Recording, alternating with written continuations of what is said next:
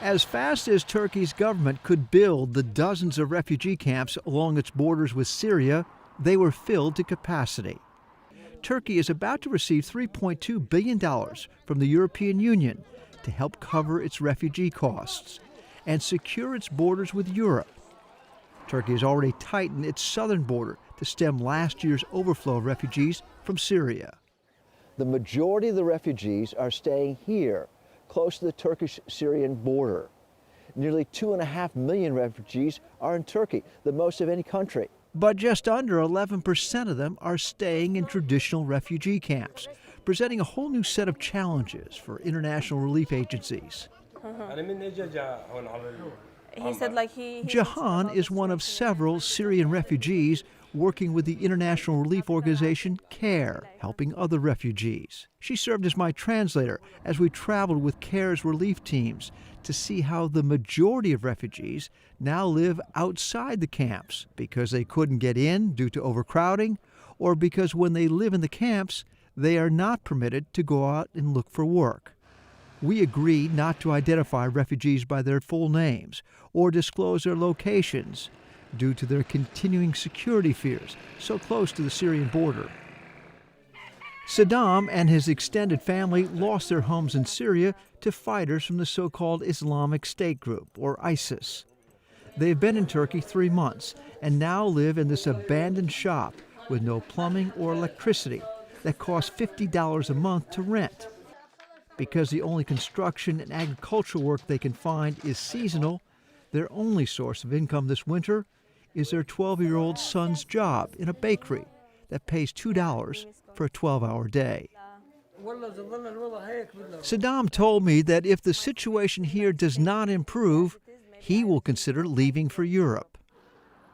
Most refugees living in these makeshift shelters that have sprung up in small border towns have used up most of their money and other resources just to get into Turkey. They don't have the additional $1,000 to $6,000 per person smugglers would charge them to go on to Europe at great risk in a small boat or crowded truck. And going to the United States isn't even a consideration, given the cost, distance from Syria, and the U.S. immigration restrictions.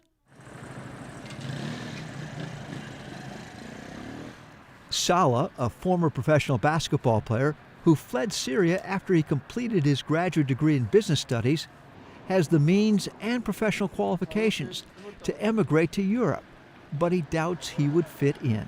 I could afford to go to Europe. I didn't go there. So even for the people who are actually going there, they may be going there until like 3-4 years or something like this, and later they will back. None of us actually can, it's totally different culture. Sal is like some Syrians with enough resources and skills to settle in the larger Turkish cities near the border, like Gaziantep. He wants to stay in the region so he can go back to his hometown, Aleppo, as soon as it's safe enough. If you go to Gaziantep, where I am based there, you will see all the Syrian from Aleppo city living in Gaziantep, because Gaziantep is really close to Aleppo, the same kind of food, the same weather, everything else. Mm-hmm. And also, we have Syrian coffee here, and also the trademark, it's Syrian. Rana, who was an English literature professor in Syria, is now a social worker, helping her fellow refugees get food and housing. She believes many refugees' cultural ties to the region are holding them back from going to Europe as much as the financial and legal obstacles. It depends on the mentality of Syrian people. For example, if they find jobs and they could be able to afford living in Turkey, I think they will rather stay in Turkey. They don't need to even exert efforts to learn the language, and they share a lot with the Turkish people. That's especially the case for the Syrian Kurds, like Taksim and his family, who share a common language and culture with the Turkish Kurds, who populate Turkey's southeastern border. Taksim sold his wife's rings to pay rent for their apartment in this unfinished building. He says they're considering moving back to their hometown of Kobani, now that Kurdish militias have retaken it from ISIS. The Turkish government says it has spent more than $8 billion on the Syrian refugee crisis. By law, all registered refugees qualify for Turkish health care, education, and with a permit, the right to work. But these benefits and jobs are hard to find outside the major cities, where most Syrian refugees can't afford to live, or in the smaller border towns, which have fewer social services. Since speaking Turkish is a prerequisite, few Arabic and Kurdish-speaking Syrian children attend school here, other than part-time schools, like this one set up by Syrian teachers. A typical job most refugees find is low-paying farm work. The lack of steady work matching their skills and education is the greatest obstacle to settling here.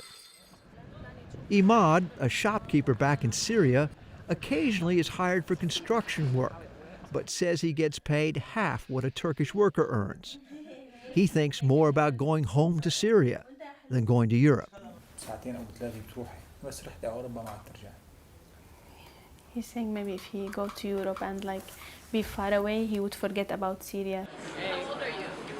As the new head of CARE USA, Michelle Nunn went to the region last summer to assess the refugees' needs and how the groups could best help the host countries. When I was there and asked people, how are you going to get through the winter, they don't yet know. And what we want them to do is to be able to survive and to actually start to have the opportunity to rebuild and to recreate lives of meaning and purpose, so that they can think about going back to Syria at some point, but also that they can imagine staying where they are and not risking their lives or the lives of their children to cross oceans and to immigrate.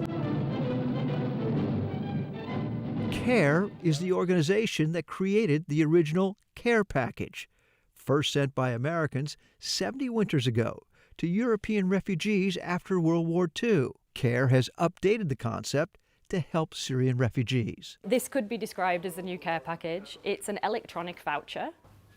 The food vouchers that CARE and other organizations manage work like debit cards, but they can be used only to buy food and household essentials.